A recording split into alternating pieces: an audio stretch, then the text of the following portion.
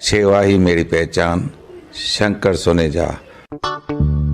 सेवा ही जिनकी पहचान, वो हैं शंकर सोनेजा।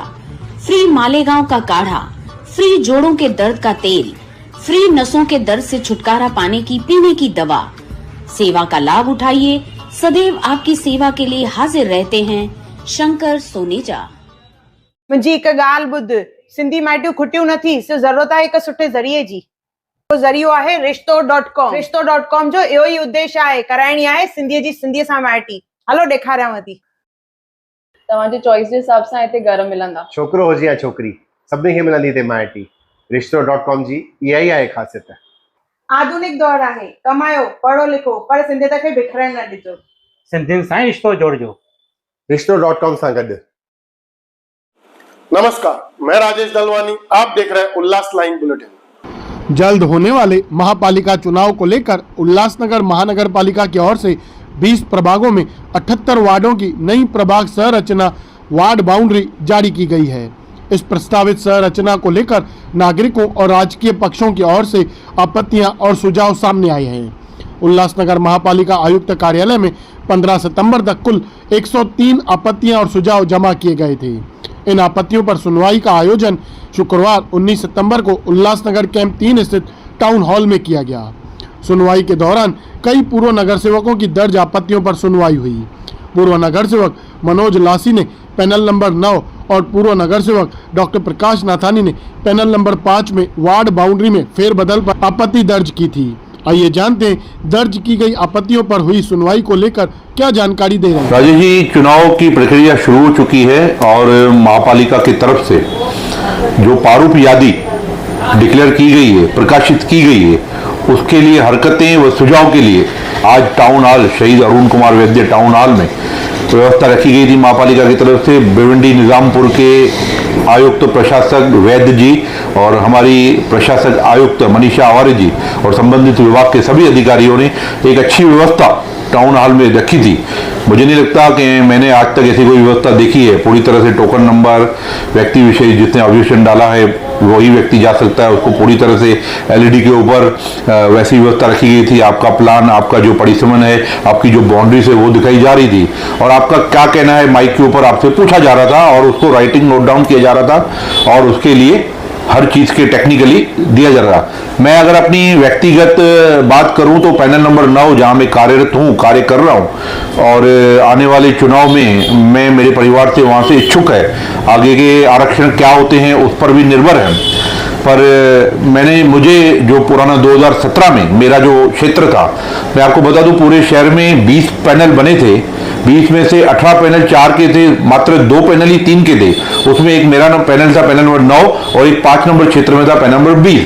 तो आज भी वही वैसे ही 3 का है, पर उसमें मामूली सी एक मॉडिफिकेशन आई है। जैसे 4 नंबर पैनल का एक पोर्शन मोटा देवी महापालिका के पीछे स्विमिंग पूल का एक क्षेत्र है जिसमें एक 550 वोट है, वो एक बाउंड्री में दिखाया जा रहा है। और केदारपारा जो वहां था, चोपड़ा कोट बाबा साहेब अम्बेडकर के पीछे वाला जो क्षेत्र है वो उससे हटाया गया है ऐसा दिखाई दे रहा है। तो उस मॉडिफिकेशन के लिए विशेष मैंने ऑब्जेक्शन यहाँ पे और सुझाव रखा था। और दूसरा, अब जो नए कायदे आए हैं, रूल्स आए हैं 2017 से विभिन्न है, उसमें नदी, नाले, रोड, रेलवे ट्रैक, उड़ान पुल, फ्लाईओवर्स, ब्रिज, ओवरब्रिज, इन सबको भी समावेश किया गया है। तो एक पैनल नंबर 9 में जो एक पोर्शन आता है सुभाष नगर का, Jacob compound, town hall, central position Subhash Nagar का और मिलिंद नगर के बीच में एक 100 फुट का जो गोल मैदान से लेकर फॉरवर्ड लाइन का रोड जाता है, एक बड़ा 100 फुट का रोड बीच में आ रहा है। तो वो भी मैंने एक उसमें आक्षेप दिया, कहा कि भाई अब ये नया कायदा 2017 में तो पोर्शन था, पर अभी कायदों में जो तरतूद हुई है, बदल हुई है, उसके हिसाब से मैंने उनका ध्यान आकर्षित करवाया। उन्होंने नोट डाउन किया। भिवंडी के हमारे निजामपुर के जो आयुक्त थे वैद्य जी और हमारे मनीषा और बाकी टेक्निकल लोग भी बैठे थे। आगे कल का फिर समय दिया गया है, बोला गया है, आपको बताया जाएगा, जरूरत पड़ी तो फिर से एक हियरिंग दी जाएगी। पर मुझे लगता है कि ये आगे किस तरह का प्रोसेस होगा वो आगे ही हमको राइटिंग में विभाग द्वारा जानकारी मिलेगी। आगे आपकी कोई रणनीति? राजेश जी, ऐसा है कि ये प्रोसेस है, उसमें महापालिका यूडी विभाग और चुनाव आयोग, ये 3 एजेंसियां राज्य की उसमें काम करती है। अभी ये पहला पहलू है महापालिका जो कर रही है, उस पर हमारे सुझाव, हमारे बाकी सबके 108 करीब सुझाव और ऑब्जेक्शन आए, हरकतें आई हैं। यह प्रोसेस यूडी में जाएगा। मुझे लगता है अगर कोई इस तरह की हरकत होगी टेक्निकली, जैसे मैंने बताया रोड का, जैसे बाकी लोगों ने, हमारे टीओ के लोगों ने भी डाला है, बाकी पक्षों ने भी डाला है, अगर टेक्निकल कोई अगर हिच है तो उस पर बिल्कुल सुनवाई होगी। अगर यहाँ इस लेवल पे सुनवाई नहीं होती महापालिका तो यूडी पे हम इसकी अपील करेंगे। अगर यूडी पे नहीं होता है तो चुनाव आयोग में करेंगे। अगर चुनाव आयोग तक भी अगर कुछ ऐसा नहीं निकलता है तो न्यायपालिकाएं और ये सबके लिए खुले हैं, वो आगे उसमें दस्तक दे सकते हैं। तो मुझे नहीं लगता है कि अगर टेक्निकली कोई होगा तो प्रशासन या अर्बन डेवलपमेंट विभाग या चुनाव आयोग उसको अनदेखी करेगा। आज 19 तारीख को सवेरे हमारे को 11 बजे का टाइम दिया गया था पैनल नंबर 5 के लिए। हमने ऑब्जेक्शन उठाया था कि हमारे पैनल नंबर 5 में हमारे आमदार कुमार अदानी की तरफ से इनकी लीडरशिप पे मैं डॉक्टर नाथानी मैं वहाँ पे गया था। और वहाँ पे ऑब्जेक्शन ऐसा था मेरा कि हमारे पैनल में इतने काफ़ी सफ़ी बिल्डिंगें थी, वो डिलीट कर दी गई थी, या मिस्टेक से हुई रहेगी या किसी पर्पसली की रहेगी। अलाइनमेंट का पूरा रोड चेंज कर दिया। डीडी कॉलोनी से लेके, नाले से लेके सीधा उन्होंने हमारे वहाँ से हमारे रॉयल एम्ब्रॉयडरी बिल्डिंग, सदगुरु अपार्टमेंट, पारस, सदगुरु रेजिडेंसी, पारस रेजिडेंसी, फ्लावर वैली, ज्वेल, ये सब डिलीट कर गई थी। और ईगल इंफ्रास्ट्रक्चर और भाटियापाड़ा डिलीट किया था और चोपड़ा कोड भी डिलीट किया था। वो बहुत बड़ा ऑब्जेक्शनेबल है। ये पूरा कर पैनल नंबर 5 का 4 में डाल दिया गया। और ये जो पूरा रोड के ये बाजू है, टोटली वो लोगों ने रोड के वो बाजू कर दिया। चोपड़ा कोड ये बाजू है, फिर बीच में रोड है, वो रोड को भी चोपड़ा कोड भी ले लिया, रोड भी ले लिया और सीधा 4 नंबर पैनल में डाल दिया। और दूसरी बात ये जो बिल्डिंगों का मैं नाम लिया जो डिलीट कर दी गई है, ये वहाँ पे जा ही नहीं सकते। अगर उनका टेलेंट में जहाँ पे है वहाँ से उन्हें वोट करने के लिए जा ही नहीं सकते, क्योंकि वहाँ पे रोड ही नहीं है, वो डेड एंड है। मतलब उनको वापस ऐसा आना पड़ेगा, 1-1.5 किलोमीटर जाना पड़ेगा। और ये कम से कम 25 साल से जो बाउंड्री है वहाँ से ऐसी थी।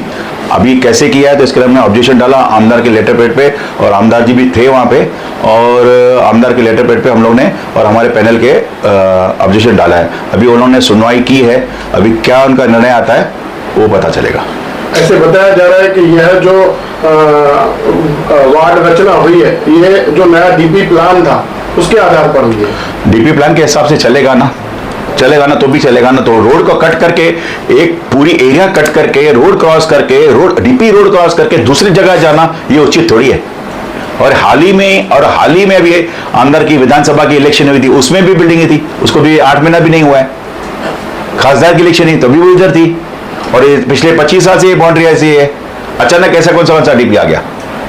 ब्यूरो रिपोर्ट, उल्लास लाइन बुलेटिन, उल्लासनगर। उल्लास लाइन बुलेटिन को सब्सक्राइब करें, बेल आइकॉन दबाएं और देखिए उल्लास लाइन बुलेटिन की न्यूज़ सबसे पहले आपके मोबाइल पर।